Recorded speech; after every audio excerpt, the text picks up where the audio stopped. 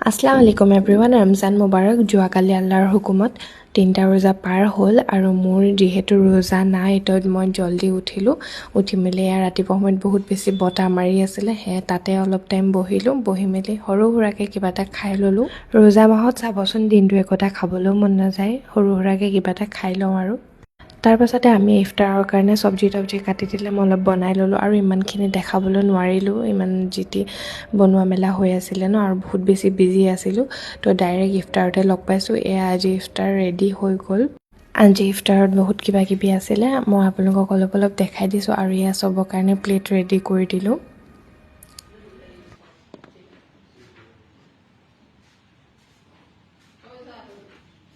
তাৰ পাছতে আজান দিয়া টাইমো হৈ গ'ল আমি সিহঁত বহিলে ইফতাৰ কৰিবলৈ চবেই ধুনীয়াকৈ খাই মেলি ল'লোঁ তাৰ পাছতে পাকঘৰ চাঘৰ চিজিল কৰি ল'লোঁ আজিৰ ভিডিঅ'টো আছিলে বাই